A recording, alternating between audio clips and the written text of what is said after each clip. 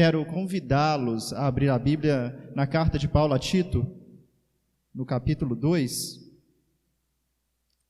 Tito 2, do versículo 11 até o versículo 15.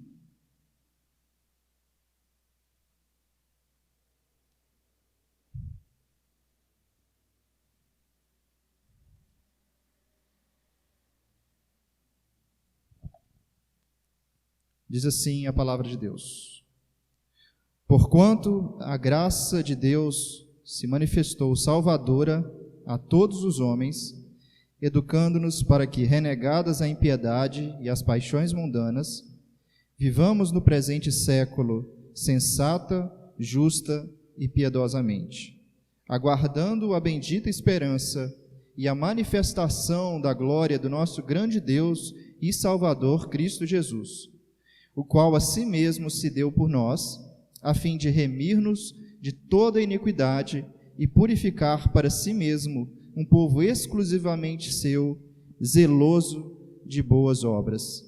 Dize estas coisas, exorta e repreende também com toda autoridade. Ninguém te despreze. No século XVIII, viveu um homem que naquela altura era um rapaz que, a despeito de ter sido criado em um lar cristão por pais que conheciam o Evangelho, a despeito disso, ele tinha uma vida completamente contrária à palavra de Deus. Ele era conhecido por ser uma pessoa iracunda, que tinha sempre uma palavra torpe nos lábios, que era envolvido com bebida alcoólica e tinha um vício nessa área, e que, além disso, tinha como trabalho ser um homem que buscava pessoas na África para trazer para a Inglaterra a fim de fazer delas escravos. O trabalho dele era esse. Este homem, que assim caminhava a sua vida até certo momento, nunca se preocupou com a palavra de Deus. Na verdade, ele fazia chacota da palavra de Deus. Até que em um certo momento, em uma dessas viagens dele para a África e retornando da África, ele é acometido por uma tempestade muito forte. Seu navio quase vai a naufrágio e ele quase perde a vida. Mas naquela situação de desespero, de medo, naquela situação onde ele se viu com a sua vida por um fio, ele decide então se lembrar daquilo que seus pais ensinaram e ele vai para o lugar mais tranquilo do navio, se bem que na tempestade não tem lugar tão tranquilo, mas ele vai para o lugar mais calmo do navio fazer uma oração. E a história conta que ele orou ao Senhor, pedindo que o Senhor cuidasse dele naquele momento, que o livrasse daquela tempestade, que o levasse em segurança para casa e que o salvasse daquele momento. Ele chegou no porto da Inglaterra em paz, chegou com seu navio intacto e, a partir daquele momento, ele se tornou um homem que deixou de levar aquela vida que ele levava antes, passou a ter uma vida de pregar o Evangelho, se tornou um homem que combateu a escravidão, se tornou um pastor anglicano e também escreveu hinos maravilhosos. Um desses hinos que ele escreveu tem o nome daquilo que ele atribuiu ao que aconteceu na sua vida, que é a maravilhosa graça de Deus. O nome desse homem é John Newton, e uma parte dessa canção que eu disse agora, desse hino, diz o seguinte: Graça maravilhosa, como é doce o som que salvou um miserável como eu. Eu estava perdido, mas agora fui encontrado. Era cego, mas agora vejo. Foi a graça que ensinou meu coração a temer, e a graça aliviou meus medos. Como é preciosa aquela graça que me apareceu na hora que eu acreditei. Através de muitos perigos, labutas e armadilhas, eu já vim. Tua graça me trouxe até aqui em segurança, e a graça me levará para casa. Esse hino pode ser tido como uma autobiografia de John Newton, alguém que foi alcançado pela graça, um miserável pecador que foi alcançado pela graça, foi transformado por ela, que estava sendo sustentado por ela, e cria de maneira firme que um dia essa mesma graça o levaria para a morada celestial. Esse hino também pode ser uma autobiografia de cada um de nós. Todos nós, pela graça de Deus, aqui fomos alcançados pelo Senhor. E por essa graça temos sido sustentados, e por essa graça estamos caminhando, aguardando o retorno de Jesus ou a nossa partida para encontrar com Ele.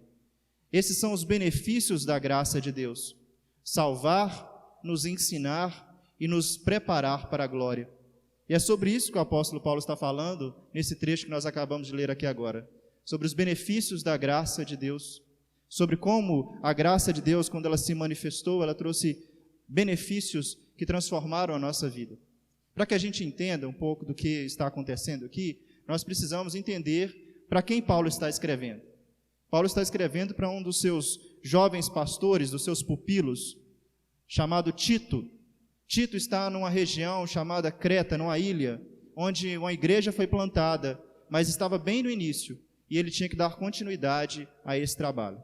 Então Paulo escreve para ele como um pastor mais velho, como um pastor mais experiente, para orientar um pastor mais jovem. E no capítulo 1 ele vai orientar Tito a como ele deveria escolher os líderes da igreja. Tem uma série de critérios, depois você pode ver, que devem ser olhados ao se escolher líderes na igreja. Paulo orienta isso e orienta com o intuito também de que Tito possa expulsar os falsos ensinamentos de dentro da igreja.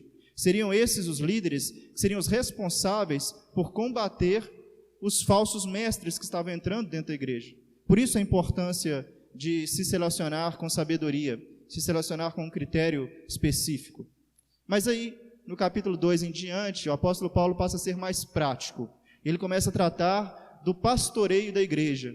Como que Tito, esse jovem pastor, deveria pastorear a igreja. E aí no capítulo 2, do verso 1 ao verso 10, se você olhar para a sua Bíblia, você vai perceber que ele está ensinando a Tito a pastorear a todas as classes de pessoas, a todos os tipos de pessoas. Ele vai ensinar primeiro a Tito a ensinar os homens idosos. Ele vai ensinar a Tito depois a ensinar as mulheres idosas, para que as mulheres idosas ensinem as jovens mulheres.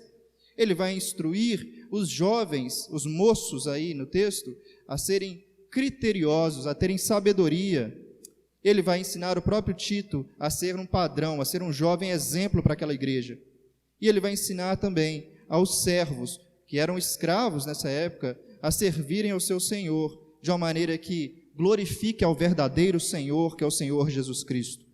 Por meio desses ensinamentos, Paulo está orientando a Tito a como ele iria orientar a igreja. Isso é muito importante porque essa igreja vem de um contexto muito pagão, muito mundano, onde era normal, por exemplo, ter escravos, onde era normal, por exemplo, a mentira, aliás, onde a mentira era algo tido como alguém que quando fazia isso, quando contava mentira, era alguém esperto. A mentira era algo tão comum que os cretenses eram considerados como os mais mentirosos daquele tempo. Era uma cultura onde o sexo, fora do casamento, era louvável. Era algo que os pais incentivavam os filhos a terem essa experiência. Era uma cultura onde a corrupção reinava e os mais poderosos exploravam os mais pobres. Eu estou falando da cultura de Creta, mas poderia estar falando da nossa cultura. Poderia estar falando do nosso tempo. Poderia estar falando da nossa vida. E por isso que o apóstolo Paulo dá essa série de orientações, porque essas pessoas são pessoas que saíram exatamente dessa cultura, que até outro dia adulteravam e achavam que isso era normal. Até outro dia mentiam e achavam que isso era normal. Até outro dia eram envolvidas em alcoolismo e achavam que isso era normal. E então ele vai orientar como Tito deve cuidar dessas pessoas. Mas o mais importante acontece a partir do verso 11, quando o apóstolo Paulo vai dizer qual é a força motriz, qual é a verdadeira base, o verdadeiro fundamento da força para que alguém deixe de ser mentiroso para ser alguém que fale a verdade, para que alguém que deixe de ser adúltero para ser alguém fiel, para ser alguém que deixe de ser alcoólatra para ser abstêmio. Onde está essa força? Está na graça de Deus. É a mesma graça que transformou a vida de John Newton, era a mesma graça que ia transformar a vida daquelas pessoas e é a mesma graça que transforma a nossa vida hoje. Por isso, para nós hoje, nós podemos destacar aqui alguns dos benefícios da graça de Deus que são aplicados também a nós, que são aplicados também à nossa vida, porque nós também estamos inseridos em uma cultura que é contra o Evangelho, que é contra a palavra de Deus, e nós somos desafiados a todos os dias lutarmos contra pecados externos e também contra pecados internos que ainda residem no nosso coração. E nós vamos ver que a graça de Deus, com seus benefícios, é que faz toda a diferença na nossa vida. O primeiro benefício da graça de Deus que nós vemos nesse texto, eu quero que você mantenha sua Bíblia aberta, por favor, está no verso 11. Paulo diz assim: porquanto a graça de Deus se manifestou salvadora a todos os homens. E aí, nesse primeiro momento, nós precisamos perceber essa palavra porquanto. Paulo está continuando o que ele estava falando no verso 1 ao verso 10. Ele vai dizer que é possível tudo isso, é possível homens idosos deixarem de ser homens iracundos para serem homens sensatos, porquanto a graça de Deus se manifestou. E assim por diante. Uma cidade do Alasca, ela, em determinada época do ano, por causa de uma inclinação do eixo da Terra, ela fica sem a luz do sol, ou sem a força da luz do sol, por 2 meses. Durante 2 meses, ela fica sem a claridade do sol e sem a energia do sol, com toda a sua intensidade. E o que se relata desse lugar, dessa cidade, quando acontece isso, é que as pessoas se tornam mais desanimadas, se tornam mais frias, algumas ficam melancólicas, outras ficam depressivas. A ausência da luz solar torna essas pessoas mais fracas. Mas também se relata que depois desse período de 2 meses, quando o sol volta a brilhar, acontece uma mudança na cidade. Essas pessoas que estavam desanimadas recobram o ânimo, recobram o seu desejo de viver, recobram a sua alegria. O raiar do sol, a manifestação do sol, faz com que essas pessoas tenham uma nova vida. E é isso que o apóstolo Paulo está falando aqui. Quando ele diz que a graça de Deus se manifestou, é exatamente essa imagem que ele quer passar. De um ambiente de trevas, de escuridão, onde não havia luz, e de repente a luz brilha tão forte, mas tão forte, que ela dissipa todas as trevas, que ela transforma corações, que ela muda as pessoas e que ela encoraja essas pessoas a terem uma vida diferente. É uma luz tão forte que torna pessoas que estavam mortas em pessoas que agora estão vivas, em pessoas que não tinham esperança, em pessoas que têm uma esperança eterna agora. É isso que ele está falando aqui. Ele está falando que quando essa graça se manifestou, ela trouxe consigo uma mudança, uma transformação. Um comentarista bíblico vai dizer que a graça de Deus é o favor ativo que outorga o maior de todos os dons a quem merece o maior de todos os castigos. A graça é o favor ativo que outorga, que entrega, que dá o maior de todos os benefícios a quem merece o maior de todos os castigos. A graça de Deus se manifestou, meus irmãos, e se manifestou de maneira tão maravilhosa que ela se manifestou rompendo as trevas do seu e do meu coração, rompendo as cadeias que nos prendiam ao pecado, nos revivificando, nos transformando, nos trazendo agora a uma nova vida, a uma vida verdadeira. E essa graça, ela não é algo subjetivo, essa graça é uma pessoa, essa graça se encarnou, essa graça precisou andar por esse mundo num estado de humilhação, que começou no seu nascimento e foi ter o seu ápice na cruz. Essa graça é o Senhor Jesus Cristo. E é Ele que trouxe essa luz, e foi assim mesmo que Ele disse em João 8:12, quando Ele diz assim: eu sou a luz do mundo, quem me segue nunca andará em trevas, mas terá a luz da vida. E o apóstolo Paulo vai dizer em Colossenses 1:13, Ele nos libertou do império das trevas e nos transportou para o reino do Filho do seu amor. A graça de Deus se manifestou salvadora. O primeiro benefício da graça de Deus é a salvação. É a salvação que nos encontra em um estado em que não há esperança, em que nós estamos, como o próprio apóstolo diz, mortos nos nossos delitos e pecados. E se nós estamos aqui hoje cultuando ao Senhor, se nós realmente adoramos a Deus, é porque um dia a graça de Deus se manifestou. É porque Deus, na sua imensa bondade, no seu imenso amor, decidiu revelar a sua luz ao nosso coração, nos libertando do reino das trevas. Sem Cristo, meus irmãos, todas as pessoas estão em trevas. Sem Cristo, todas as pessoas estão na mais profunda escuridão tateando, como diz o apóstolo Paulo, tentando encontrar Deus, mas encontram ídolos, encontram falsos deuses. Sem Cristo não há luz, sem Cristo não há salvação. É a graça manifestada por meio de Jesus que traz a salvação. Isso nos faz refletir sobre a nossa condição hoje. Nos faz refletir sobre o quanto que Deus já demonstrou o seu amor por nós, o quanto que Ele transformou a nossa vida, mas nos faz refletir também se nós temos sido gratos a Deus. Se nós realmente reconhecemos que nós só estamos na presença dEle porque Ele assim derramou sua graça sobre nós. Não foi pelos nossos méritos, não foi pela nossa capacidade, não é pelo tempo de igreja que nós temos, não é pelo tempo de convívio na caminhada cristã que nós temos, é pela graça de Deus. Isso nos torna mais humildes, isso nos faz olhar para o nosso irmão com um olhar mais de amor, com um olhar mais de paciência, porque nós entendemos que assim como ele, nós fomos alcançados pela graça de Deus, e é só por causa da graça de Deus é que nós estamos servindo ao Senhor. Por isso, quando se lembrar da graça de Deus, pense de maneira prática em como que a graça de Deus pode transformar os seus relacionamentos, em como saber que você só é salvo porque Deus é gracioso, é misericordioso, em como isso transforma quando você vê alguém. E outra coisa, a graça de Deus nos ajuda a perceber que não há ninguém, nenhuma pessoa que Deus não possa alcançar. Não há ninguém que a graça de Deus possa deixar de tocar e transformar a vida de alguém. O pastor falou sobre missões agora há pouco.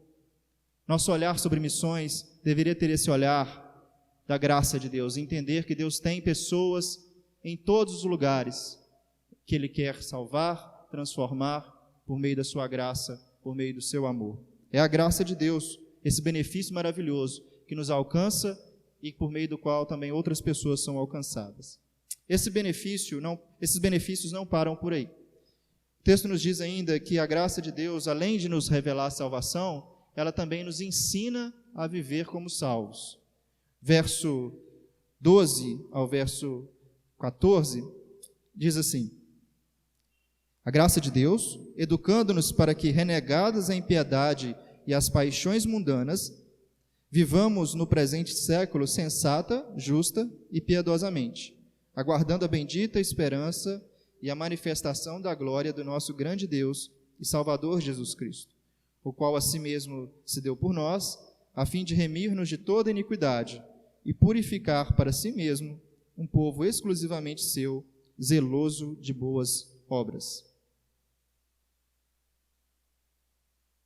É interessante notar que o apóstolo Paulo usa uma linguagem aqui, demonstrando que a graça de Deus ela atua na nossa vida como um professor. Aliás, a palavra aqui original para educando-nos é exatamente isso, um pedagogo, alguém que está ensinando uma criança nos primeiros passos, acompanha essa criança até a sua idade adulta, até o momento onde ela se torna plenamente adulta e ela pode andar por conta própria. A ideia aqui do apóstolo Paulo com relação à graça é essa. A manifestação da graça salvadora também é uma manifestação pedagoga, também é uma manifestação que ensina dia após dia. É como você dar aula para alguém, dar aula de violão, dar aula de informática, de matérias em gerais, e ir com ela devagarzinho, desde os primeiros passos, ensinando as primeiras letras, no caso do violão, ensinando os primeiros acordes, e assim por diante. É você entender que todos os dias é um processo gradativo de aprendizado. Por isso que ele usa essa linguagem aqui de ensinar, de educar, de aprender. Quando a graça de Deus se manifestou através de Jesus Cristo na nossa vida, ela também se manifestou com um processo, uma obra que está em andamento. É isso que o próprio apóstolo Paulo vai dizer em Filipenses capítulo 1, verso 6, onde ele diz: estou plenamente certo de que aquele que começou a boa obra em vós há de completá-la até o dia de Cristo Jesus. Nós somos uma obra em andamento. Nós estamos sendo aperfeiçoados pelo Senhor. Nós estamos sendo lapidados por meio da palavra de Deus, por meio da oração, por meio da comunhão, por meio da nossa caminhada peregrina nesse mundo até o nosso encontro com Jesus. Nós estamos em um processo, nós estamos sendo trabalhados pelo Senhor. E nesse processo, nessa lapidação, nessa transformação, existem dois aspectos aqui que o apóstolo Paulo destaca. Um que nós aprendemos a deixar e outro que nós aprendemos a adquirir. O primeiro, quando se trata de deixar, ele vai dizer aí, no verso 12, a graça de Deus, educando-nos para que, renegadas a impiedade e as paixões mundanas. Paulo quer aqui tratar exatamente do contexto desses irmãos e também aplicar às nossas vidas. Se tratando do contexto desses irmãos, como eu disse anteriormente, eles vêm de um contexto pagão, ou seja, eles adoravam vários deuses, falsos deuses, eles tinham uma cultura de muitos deuses diante deles, porque era uma cultura grega. Inclusive, o povo de Creta dizia que Zeus estava enterrado em Creta, tanto que eles se envolviam com esse tipo de adoração a falsos deuses. E por isso que o apóstolo Paulo vai dizer, abandonar a idolatria, que é a impiedade. Impiedade é o contrário de piedade. Piedade é quem adora a Deus. Impiedade é quem não adora a Deus. É quem adora outras coisas. Então Paulo está dizendo que a graça de Deus, é a graça de Deus que vai ensinar esses irmãos a abandonar aquelas adorações que eles tinham, aqueles deuses que eles tinham. É a manifestação da graça de Deus por meio do Espírito Santo na vida deles que vai ensinar eles que isso não cabe mais agora que eles são servos de Deus. Que esse tipo de prática não serve mais para eles, que eles precisam deixar isso para trás. Junto com isso, também está a imoralidade. Também disse anteriormente que era uma cultura onde a sexualidade era totalmente depravada, onde se casavam homens com homens, mulheres com mulheres, onde os pais levavam os filhos para terem relações sexuais, e assim era algo muito comum. Por isso Paulo vai dizer mais uma vez, olha, agora que a graça de Deus se manifestou salvadora na vida de vocês, ela também vai educar vocês a abandonar esse estilo de vida que vocês tinham antes. É preciso deixar para trás essa antiga maneira de viver. É preciso abandonar o que vocês tinham como normal e adotar o que a Bíblia chama de correto. Isso é muito importante para nós, meus irmãos, porque quando nós falamos em santidade, nós esquecemos desse aspecto. Às vezes nós pensamos que santidade é somente o aspecto ativo e positivo de nós termos mais comunhão com Deus, buscarmos mais a Deus, e faz parte. Mas há também o aspecto onde nós precisamos abandonar, em que nós precisamos mortificar, em que nós precisamos deixar de lado aquelas práticas que todo mundo acha normal, aquelas coisas que a gente faz, porque todo mundo faz, porque se a gente não fizer, a gente é o bobão, porque se a gente não fizer, a gente está sendo passado para trás, afinal, o mundo é dos espertos. Quantas coisas têm entrado nas nossas vidas como hábitos, porque nós vemos todo mundo fazendo. Quantas coisas nós já permitimos e já relaxamos a ponto de acharmos natural aquilo que nós achávamos que era pecado anteriormente. Nós nos tornamos flexíveis com o pecado. Nós nos tornamos abertos a práticas contemporâneas na nossa vida. E não estamos percebendo quanto isso tem nos afastado de Deus. Quanto isso tem nos deixado mais distantes de uma comunhão íntima com o nosso Salvador. Por isso, nós precisamos relembrar que uma vez salvos por meio da graça, não significa que você vai ter uma vida relaxada. Não significa que você vai viver de qualquer maneira. Não significa que agora, salvo pela graça, você pode viver de qualquer jeito. Muito pelo contrário. É exatamente porque você é salvo pela graça, é que você vai demonstrar fruto de justiça. É exatamente porque você é salvo pela graça, é que você vai demonstrar mortificação de pecado.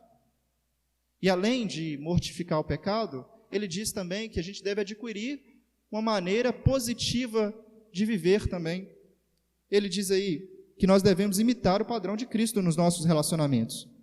Ainda no verso 12, depois de falar sobre o que a gente deve abandonar, ele diz o seguinte: vivamos no presente século sensata, justa e piedosamente. O que isso quer dizer? Nós estamos neste século, neste tempo, nesta cultura, e para este momento que nós estamos vivendo, nós precisamos viver de maneira sensata, justa e piedosa. E Paulo está falando aqui de relacionamentos. Sensata, justa e piedosamente é exatamente como nós devemos viver com os nossos relacionamentos. A começar com os nossos relacionamentos internos, ou melhor, a começar com o nosso relacionamento com nós mesmos. Quando ele diz aqui viver de maneira sensata, Paulo está falando de domínio próprio. Esses irmãos, eles eram até então, até pouco tempo atrás, dominados pelo desejo sexual, dominados pela bebida, dominados pela corrupção, por falar mentira. Eles eram dominados por isso. Mas Paulo está dizendo que a graça salvadora, ela também é uma graça que nos educa a ter novos hábitos, a ter novas atitudes, atitudes que não são o padrão do mundo, mas são o padrão de Cristo. É imitar a Jesus. Ele está falando que um sinal, uma característica de que a graça de Deus tem nos educado é quando nós começamos a demonstrar domínio próprio.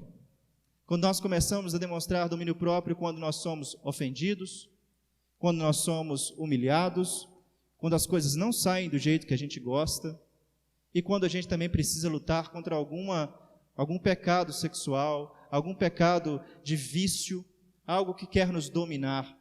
Isso não nos domina mais, porque a graça de Deus se manifestou salvadora na nossa vida. Quem nos domina agora é o Espírito Santo. Quem tem senhorio sobre a nossa vida é Cristo. E quem é o nosso Pai é o nosso Deus Altíssimo. Por isso, que uma pessoa que foi lavada e remida pelo sangue de Jesus, em que a graça de Deus foi derramada sobre a sua vida, ela demonstra essa característica, domínio próprio. Mas ele fala de outro relacionamento aqui. Ele fala do relacionamento com os outros. Paulo fala assim: educando-nos para que, renegadas as impiedades e as paixões mundanas, vivamos no presente século sensata, justa, de maneira justa. Talvez esse aspecto seja um aspecto que nós passamos por cima nos nossos relacionamentos. Coisas pequenas como nós prometermos que vamos chegar em um horário para alguém e chegarmos atrasados. Coisas pequenas que nós, no ditado popular de hoje em dia, passamos pano para dizer que nós vamos sim, e quando alguém nos procura, nós dizemos que não vai dar mais.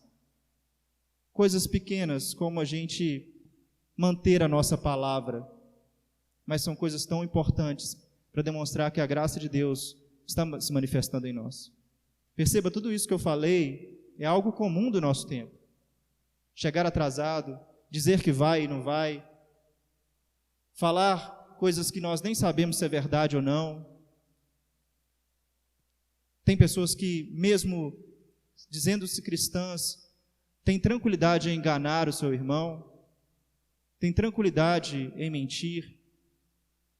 E é por isso que nós carecemos da graça de Deus, para que ela nos eduque e diga: isso não está certo. Não é essa maneira de alguém que foi alcançado pela graça de Deus viver. Não é essa maneira de se relacionar com o irmão.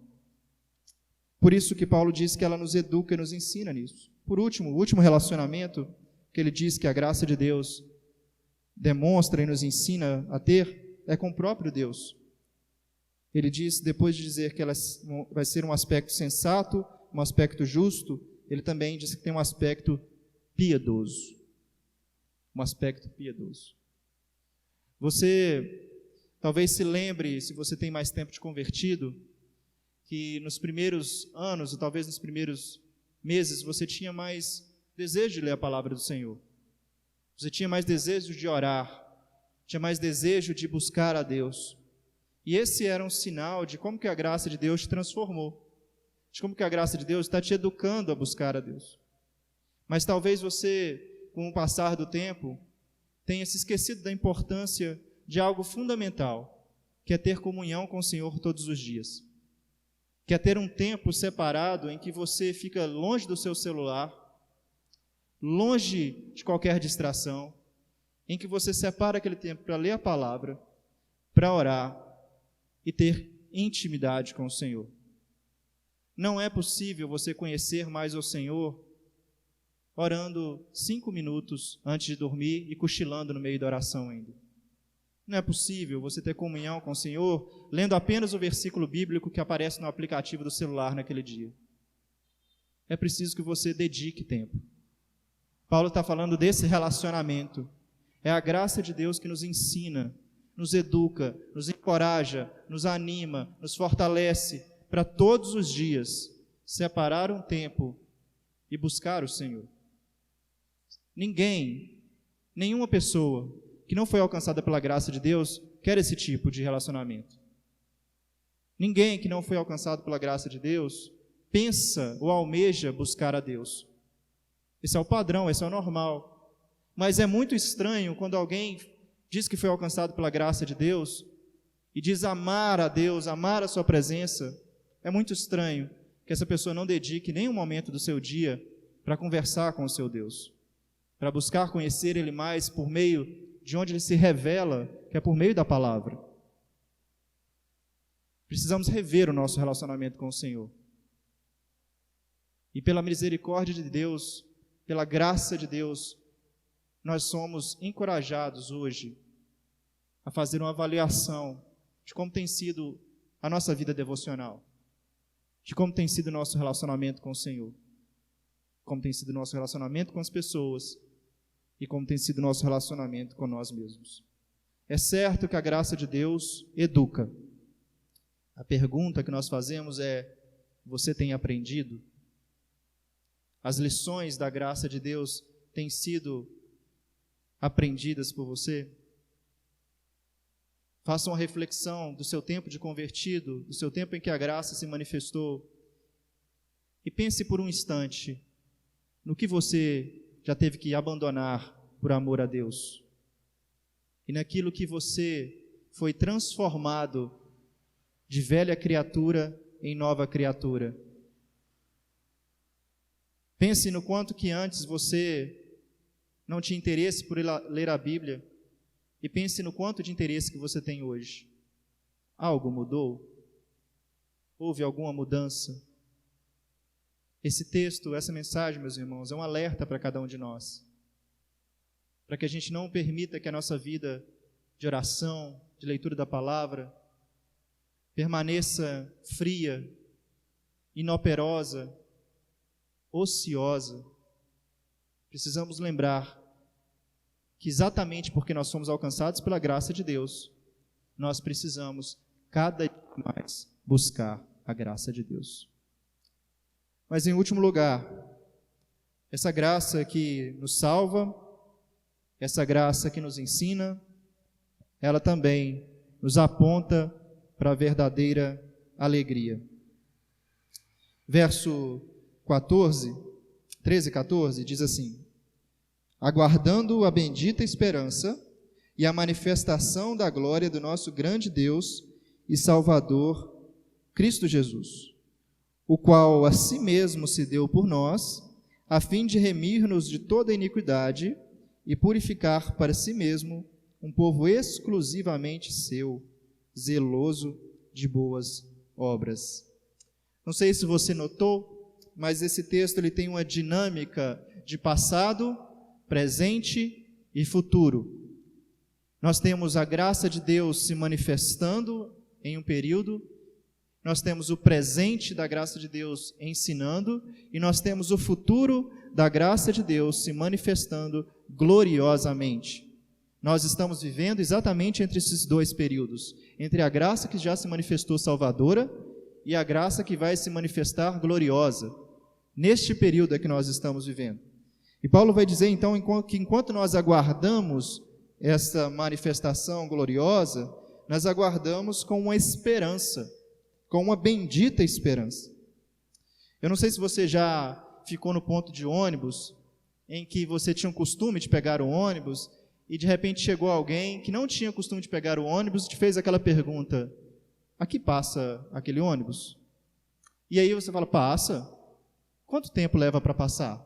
Uns 15 minutos deve estar passando. E aí o ônibus não passa em 15 minutos. Você fica com a cara, né, de quem contou uma mentira. E a pessoa fica preocupada, começa a ficar inquieta, ela até que te pergunta de novo: você tem certeza que esse ônibus passa aqui? Ela: passa. E aí passa 5 minutos, nada do ônibus passar, ela começa então a ficar mais desesperada, pergunta a outra pessoa, te abandona. Pergunta a outra pessoa: passa aqui mesmo? Você tem certeza? A pessoa fala: passa. E no momento de maior desespero, normalmente, da pessoa, quando ela já está quase desistindo, o ônibus chega. Não é assim que nós aguardamos a volta de Jesus. Não é dessa maneira. Não é como quem fica torcendo, porque se nós torcermos bastante, ele vai vir. Não é como alguém que desconfia. Será que vem? Você tem certeza? Já tem tanto tempo que falou? Já tem tantos anos que ele falou que ia voltar? Paulo diz que não é assim. Paulo diz que é com a bendita esperança, é com confiança, é com certeza, é a base da nossa alegria, é o fundamento da nossa caminhada, é a certeza da nossa chegada. É a graça de Deus que se manifesta salvadora, é a mesma graça de Deus que nos sustenta, é a mesma graça também que um dia vai se manifestar em glória. E eu já disse, a graça de Deus é uma pessoa. A mesma pessoa que se encarnou, sofreu humilhação, morreu numa cruz, ela ressuscitou ao terceiro dia. E ela virá em glória com seus anjos, e todo olho verá. E essa é a verdadeira esperança das nossas vidas, irmãos. A nossa esperança não é ideologicamente política. A nossa esperança não está na ciência. A nossa esperança não está no quanto que o homem pode se tornar mais evoluído, enquanto as nossas cidades podem melhorar. A nossa esperança não está no salário no fim do mês, não está nas nossas conquistas pessoais, porque se forem essas as nossas esperanças, Salomão já disse há muito tempo atrás, que isso é como vapor. Em Eclesiastes ele vai repetir várias vezes, que todas as coisas debaixo do sol são como vapor, são vaidade, que uma hora você vê, depois desaparece. É por isso que a nossa esperança não está debaixo do sol, a nossa esperança vem acima do sol, é o Senhor Jesus. Essa graça salvadora, ela é a graça que vai se manifestar gloriosa. Mas o que nós fazemos enquanto nós estamos esperando? Verso 14 vai dizer para nós o que nós fazemos. Vai falar que essa graça ao Senhor Jesus Cristo, vai dizer que Ele se deu por nós, para quê? Para nos remir, ou seja, para nos comprar, para nos resgatar das garras do pecado, para nos fazer seus filhos, para nos purificar de toda a imundície do pecado, para nos tornar santos, transformados, para nos fazer dele seu povo exclusivo, e para nos fazer também algo que às vezes a gente se esquece, um povo zeloso de boas obras. Às vezes a gente tem dificuldade de entender boas obras, né?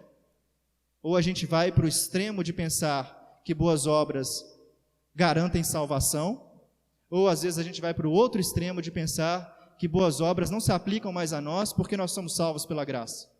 Nada disso. As boas obras, como o próprio apóstolo Paulo vai dizer em Efésios 2, de 8 a 10, elas foram preparadas antes da fundação do mundo, para que eu e você andássemos nelas. Quer encontrar um cristão verdadeiro? Perceba as boas obras na vida dele. Frutos são sinal de transformação. Frutos de amor, de graça, de misericórdia, frutos do Espírito. Enquanto nós aguardamos o retorno de Cristo, nós não ficamos de pernas para o ar, nós não ficamos nos nossos bancos aguardando que todos nos sirvam, nós arregaçamos as mangas, nós trabalhamos, nós servimos, nós nos doamos, nós usamos os dons e talentos que Ele nos deu e que Ele redimiu por meio da cruz para servir. Nós usamos as nossas vocações, seja elas quais forem, para servir e ser sal e luz onde nós estivermos. Nós não abandonamos a obra de Deus, nós somos cooperadores na obra de Deus. Enquanto aguardamos a volta de Jesus, nós somos chamados a viver dessa maneira, como cooperadores, como homens e mulheres que servem ao Senhor. Para concluir, o verso 15 diz o seguinte: dize estas coisas, exorta e repreende também com toda a autoridade, ninguém te despreze. Quero voltar lá no exemplo de John Newton. Graça de Deus se manifestou salvadora na vida dele. E ele nunca mais foi a mesma pessoa. O que nós temos de relatos dele é que ele continuou sendo sim um homem pecador, falho, mas que a partir daquele momento ele passou a cantar e contar sobre a graça de Deus que o alcançou. A partir daquele momento ele começou a colocar em prática isso que o apóstolo Paulo diz aqui: dize estas coisas, exorta e repreende também com toda a autoridade, porque a autoridade, ela não é do homem, a autoridade é da palavra de Deus, a autoridade é do Senhor Jesus Cristo, e nós somos incumbidos nesta obra de levarmos esta mensagem a outras pessoas. Por isso, ao ouvir essa mensagem, pense em você, em como a graça de Deus tem transformado a sua vida, em como ela tem te ensinado, em como ela deve te apontar para a glória de Deus, mas pense também em falar isso para outras pessoas. Você tem tantas maneiras de fazer isso hoje. Às vezes nós usamos a internet, o Instagram, Facebook, YouTube, para tantas coisas, menos para pregar a palavra de Deus, menos para anunciar a verdadeira salvação, menos para dizer, olha, a graça de Deus, ela tem poder para salvar, porque ela salvou a minha vida. Ela tem poder para transformar, porque ela transformou a minha vida. E há uma esperança verdadeira além dessa vida, que é a esperança da volta de Jesus. Quando nós somos encharcados por esse amor de Deus, inundados pela sua graça, é inevitável que isso transborde na vida de outras pessoas.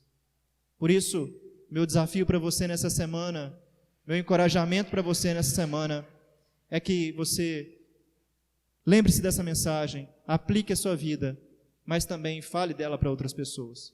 Fale de Cristo para alguém que tem vivido sem esperança. Nós estamos em um mês em que as pessoas denominam como Setembro Amarelo, em que se levanta a causa do suicídio, a causa da depressão, e nós sabemos que tudo isso tem causas patológicas, tem causas ligadas à saúde, mas nós sabemos que o Senhor Jesus é o médico dos médicos. Nós sabemos que a graça de Deus, ela é poderosa para transformar um coração abatido em um coração feliz, que ela é poderosa para trazer luz onde há trevas, e que ela é poderosa para dar esperança verdadeira. Quero orar com você nesse momento, te convido a fechar os seus olhos.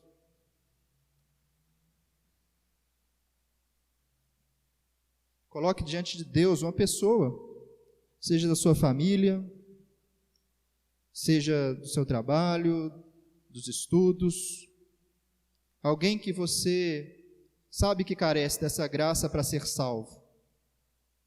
Mas coloque também diante de Deus a sua vida, aquela área que você sabe que precisa de restauração, aqueles pecados que você ainda não conseguiu abandonar, aqueles hábitos da velha natureza, do velho homem, que ainda persistem nas suas palavras, nas suas emoções, nas suas atitudes.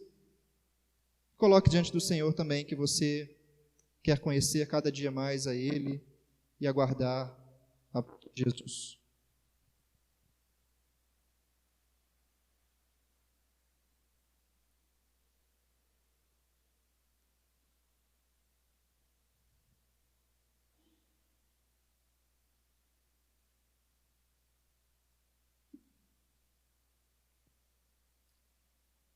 Senhor Deus, Senhor de toda graça, de toda misericórdia, de todo amor, Deus, nós, agora Deus, na Tua presença, após ouvir a Tua palavra, primeiro Deus, nós agradecemos, porque o Senhor é um Deus que nos corrige, que nos ensina, que nos encoraja, que nos repreende por meio da Tua palavra. Te agradecemos, Deus, porque o Senhor, por meio da Tua palavra, nos lembra quem nós somos diante do Senhor e quem nós éramos antes do Senhor. Deus, que essa convicção, que essa realidade nos faça mais humildes, Senhor. Nos livre do orgulho, da soberba, da vaidade, de pensarmos muito a respeito de nós mesmos. Ajuda-nos, Deus, a lembrar que nós somos pessoas que foram alcançadas porque o Senhor é bom, porque o seu amor dura para sempre e a sua fidelidade de geração em geração. Ajuda-nos, Deus, também a todos os dias, Senhor, sermos ensinados pelo Senhor. A todos os dias, Deus, aprendermos com o exemplo do Senhor Jesus Cristo, aquele que se humilhou até a morte de cruz, a como viver, Deus, para agradar ao Senhor. Deus, em nome de Jesus, nessa noite, Deus, lança fora, Deus, aqueles pecados que têm atormentado os nossos corações. Lança fora, Deus, aqueles hábitos, Deus, que não agradam ao Senhor, e quebra, Deus, toda a corrente, Deus, que nos prende ao velho homem. Ajuda-nos, Senhor, pelo nome de Jesus, a sermos libertos, Senhor, de tudo aquilo que não agrada a Ti. Deus, nós te pedimos também que à medida em que nós nos abandonamos os pecados, que nós possamos caminhar na direção do Teu Filho Jesus. Deus, que nós possamos mirar no molde do Senhor Jesus e sermos moldados pela pessoa de Cristo. Que as nossas atitudes, Deus, seja, Deus, com nós mesmos, seja com os nossos irmãos, ou seja com o Senhor, reflitam o caráter de Cristo em nós.